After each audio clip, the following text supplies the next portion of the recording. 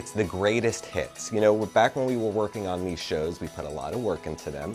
We would have liked to have thought that one day somebody else would put them on TV, because typically it airs once or twice on TV. We like the fact that watching a show on TV is a bit of an event. Certainly when we taped the shows, we had a live band, we had an audience, it felt special. I feel like Samsung has made these shows feel special again. They have assembled only the best portions of the show, so you don't have to worry. It's all curated for you, and you can sit down on your couch and enjoy. Amazing.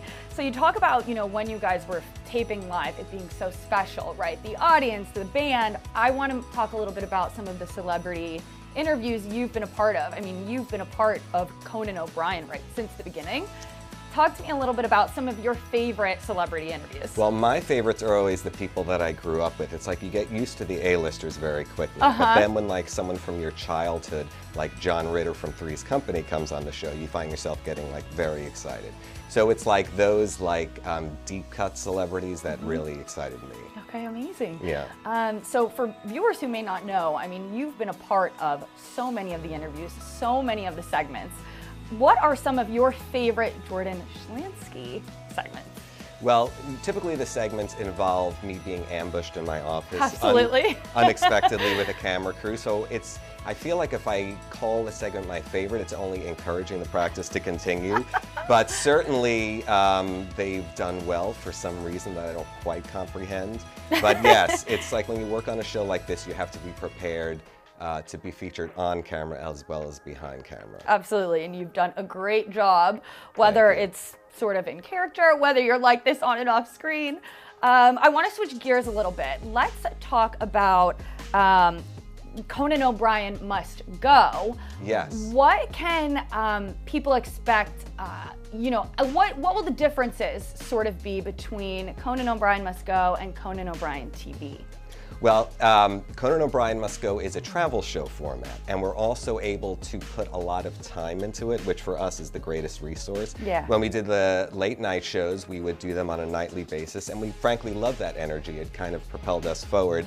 This is a situation where Conan travels the world, and then we have a lot of time to work with it, both the pre-production and the post-production, to really present something that we feel shows Conan at his best. And I've seen a lot of the footage already, and it's absolutely fantastic, and we can't wait for that to be released. Amazing. So Conan O'Brien Must Go comes after, you know, Conan's previous travel show. Yes. What is it, do you think, and you're obviously someone who knows him quite personally and quite well, what is it about his personality and his sense of humor that makes him so good sort of in the field, right, outside of the studio? Well, I think that he's a typical fish out of water. He's always happy to laugh at himself and be self-deprecating. The man's not perfect, and he embraces his flaws. Yeah. I'll also confirm that the man has quite a few flaws.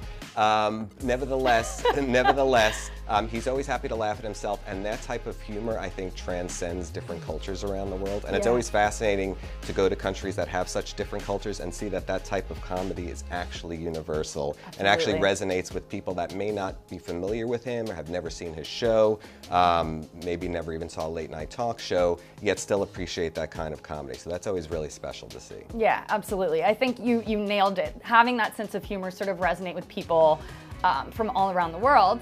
So you traveled with Conan to Japan and Italy. Can we expect to see you in any upcoming segments? Once again, I'm never told in advance, believe it or not. Usually I'm given a couple of days notice to pack a bag and get my passport in order. Right. So I don't have an answer for you yet. If I do go, I'm confident I will not have advance notice, and I just show up and do what I'm told. Absolutely, which is something we've seen in many of the segments. You're sort of ambushed, as you mentioned, and he says pack a bag, and you're like, okay, let's do it. Yeah. For some reason, there's this theory that if they tell me in advance, I'll overthink, so they like to just spring it on me, and that's my life. I like it. Well, it's working. Okay, so I would be remiss not to ask you one question that many viewers and fans will know well. What is your role as an associate producer? So I perform a multitude of tasks geared towards the smooth operation of the television show. If I do my job well, no one will even know I exist. Okay, perfection. Jordan Schlansky, thank you so much. That was wonderful. Thank you so much.